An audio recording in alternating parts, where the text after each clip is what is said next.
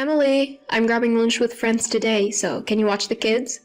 After sending my husband Kevin off in the morning, my sister-in-law Rebecca popped in like clockwork.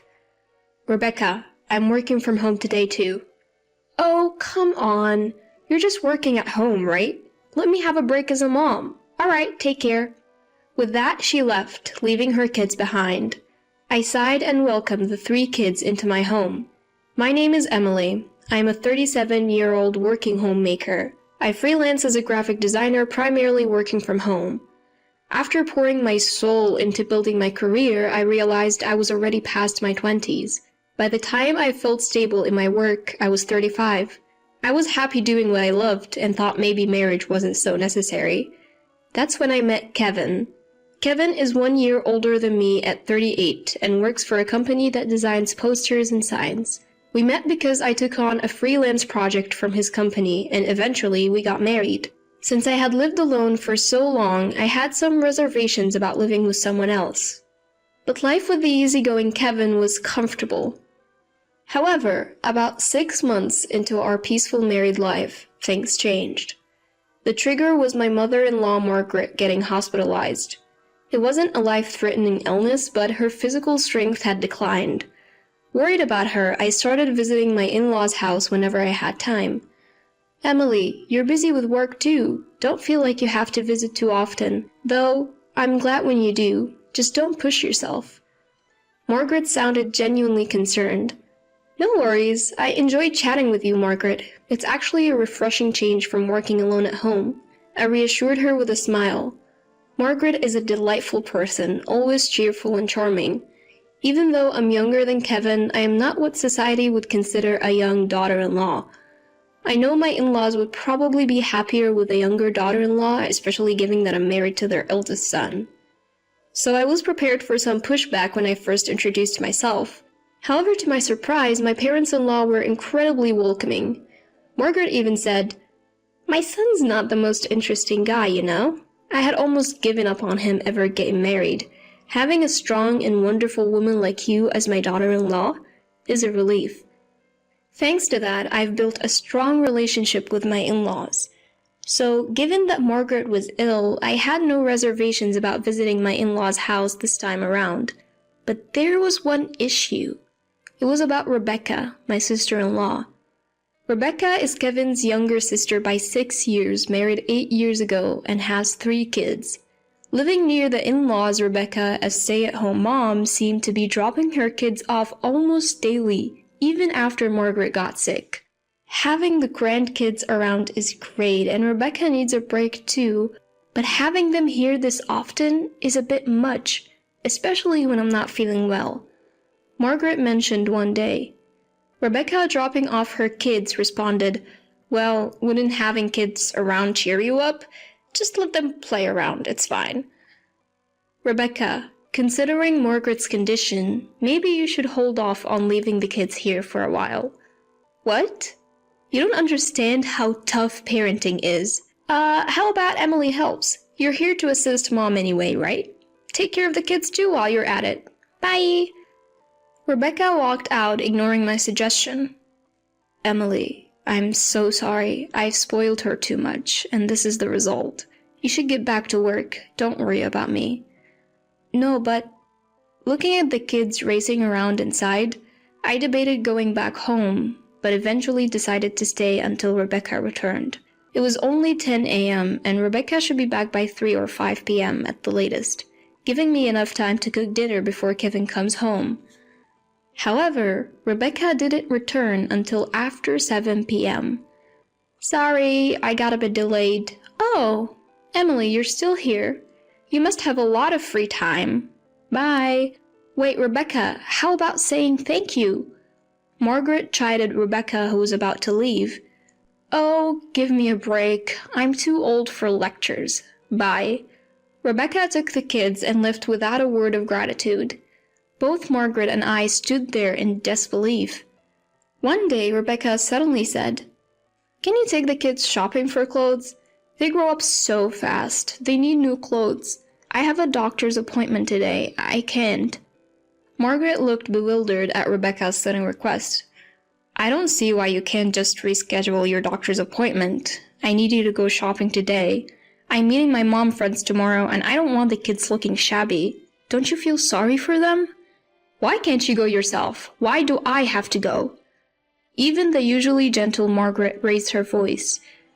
I've got my own preparations to do. If you won't go, Mom, then maybe Emily can. Suddenly Rebecca turned to me, who had been silently observing. What? You're always pushing things onto Emily. Fine, you go, Mom. In the end, Margaret gave in to Rebecca's stubbornness, and so Margaret rescheduled her doctor's appointment and took the kids shopping. Days went on like this until Margaret finally broke down from exhaustion. I rushed to my in-laws' house when I heard the news. When I got there, Rebecca was already present. I thought she might be apologizing to Margaret, but she wasn't. When Margaret said, "Rebecca, I'm really tired. I don't think I can take care of your kids for a while," Rebecca exclaimed, "What? Seriously? You're just a little tired. I'm not asking you to take them anywhere, just watch them at home." She had the audacity to say that to Margaret, who lay weakly in bed. "Rebecca, that's too much." "What? Okay, fine. Why don't I just leave them with Emily from now on?" What? Exactly. You can relax, Mom, and I won't have to change my plans. Problem solved. Rebecca sounded as if she had come up with a brilliant idea. "No, I can't take care of them alone." Then I guess we have to rely on Mom. You pretend to care, but you won't actually do anything. Pressured by Rebecca, I reluctantly agreed to take on the task. The next day, Rebecca really did drop off the kids. What's more, she always came after Kevin had left for work, perhaps to avoid any confrontation. I couldn't discuss it with Kevin since I had already agreed to it, but taking care of 3 kids turned out to be more challenging than I had imagined. Not only did I have to prepare lunch, but I also had to manage their constant requests for snacks. The kids were running around, making it impossible for me to concentrate on my work. Since we live in an apartment, not like the spacious in-laws' house, I was always worried about receiving complaints from the neighbors. On this day, I had invited an old friend from art school over. I was still looking after Rebecca's kids, and it was hardly the right time to have someone over, but I needed to talk to someone. So I invited this friend who I've known for a decade. "Looks pretty hectic, huh?" my friend says as she watches the kids run around. "Yeah, it does." Pouring coffee, I reply in a tired voice. "What about Kevin? He doesn't know about this?" "Yeah, Rebecca avoids Kevin's lectures like the plague. She specifically chooses times when he's not home to drop off and pick up the kids. Besides, Kevin's been working late a lot recently." Wow, but she should talk to Kevin before it gets too much. "Yeah, I should." I nod, appreciating my friend's concern. Then, as if life wasn't chaotic enough, I miss a work deadline. Worse, it's a project from Kevin's company. Emily not meeting a deadline? What's going on? "I'm so sorry." Kevin did some maneuvering on his end. "I am not blaming you. You look exhausted. Something must be up." Kevin speaks gently as I lower my head. I then tell him about Rebecca leaving her kids with us every day. "I'm worried she'll just dump the kids on us for Christmas and go out partying." I sigh. "Really? I'm sorry I didn't notice. Does Daniel know about this?" Daniel is Rebecca's husband. "Oh, now that you mention it, I remember something. One day, Daniel came to pick up the kids. I gently asked if he could reduce the frequency of leaving the kids with us. All I got was a disinterested, in response. It was surprising considering Daniel's reputation as a straight-laced government worker. Thinking back, something else had been bothering me. For lunch, I couldn't keep serving only supermarket-bought lunches and frozen meals, so I'd been making simple homemade dishes, and I noticed that the kids would devour the food every single time. There are definitely some things to be concerned about. Maybe it's time to dig a little deeper. Hearing my thoughts, Kevin said as much, and then reached out to a certain individual. "Christmas comes around. I'll be counting down the new year in Paris. Take care of my kids, will you?" I get this sudden call from Rebecca while at my in-laws' house. Excuse me? Naturally, stays extend from Christmas to New Year's celebrations. It's a whole different ballgame compared to watching the kids for just half a day. That's asking a bit much. Emily, you live so freely. A little inconvenience is good for you. You should thank me for this precious experience. The kids will stay with you. Bye. Sorry, but I'll be at my parents' home. Even so, she vents at me and hangs up. I sigh and make a call.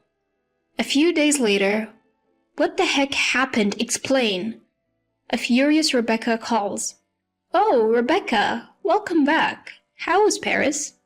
Who cares about that? Why are the kids you were supposed to be watching with Child Protective Services now? They're even investigating us. After hearing my story, Kevin reached out to a friend who works in the same office as Daniel to find out what's been going on with him recently. Apparently Daniel had been boasting that they had a bit more room in their budget and could take an overseas trip for Christmas. So basically you're saying you cut costs by leaving the kids with Margaret and me for meals and snacks? Who cares? That doesn't mean the kids should be taken by Child Protective Services. It's not just about that. Neglecting to provide proper meals for your kids is a form of abuse, so I contacted the appropriate authorities. What are you talking about? I heard it from the kids. I asked them casually when I noticed how eagerly they were eating the lunches I made. It turns out Rebecca and Daniel were only feeding the kids fast food and instant ramen. And instead of spending the saved money on the kids, they were using it for their own Christmas trip overseas, which is unacceptable. Daniel, you work for child services, right? Someone like you neglecting their kids. What's going to happen now?